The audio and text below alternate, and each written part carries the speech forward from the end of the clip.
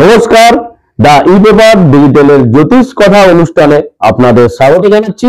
আমি জ্যোতিষ শ্রীভদ্র নাক্ষত্রিক বিচারক। 2024 সাল কুম্ভ রাশির কেমন যাবে। প্রথমেই বলি কুম্ভ রাশির কর্মের ক্ষেত্রে। কুম্ভ রাশির কর্মের সফলতা কিন্তু খুব ধীরে ধীরে হবে, অর্থাৎ কোনো প্রমোশন যদি থাকে সেটাও কিন্তু আটকে যাবে, অর্থাৎ হওয়া কাজ হবে না বা প্রমোশন হতে দেরি হবে। আর যারা প্রশাসনের সঙ্গে যুক্ত তাদের ক্ষেত্রে কিন্তু খুব ধীরে ধীরে হবে।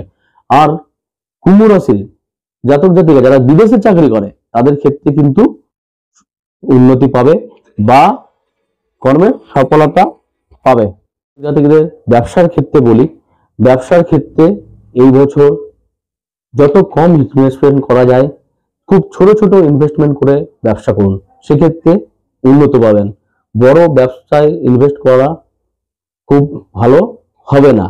ব্যবসাতেও উন্নতি খুব ধীরে ধীরে হবে।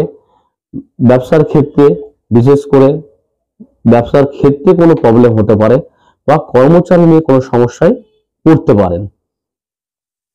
কুম্ভ রাশি বিবাহ ক্ষেত্রে বলি, বিবাহ জীবনে সমস্যা হবে, বিবাহ জীবনে বিবাহ সমস্যা আসতে পারে বা কোনো দূরত্ব তৈরি হতে পারে বা পারিবারিক কোনো সমস্যার সম্মুখীন হতে পারে। এবং প্রেমের ক্ষেত্রে প্রথমেই বলবো বাধা বা প্রেমের সফলতা নেই। এই কুম্ভ রাশিদের প্রেমে এবছর বিচ্ছেদ ঘটতে পারে বা প্রেমে কোনো রকম ভাবে সেই প্রেম বিয়ে পর্যন্ত এগোতে নাও পারে। কুম্ভ রাশির পড়াশোনার ক্ষেত্রে বলি, পড়াশোনায় খুব ধীরে ধীরে উন্নতি হবে।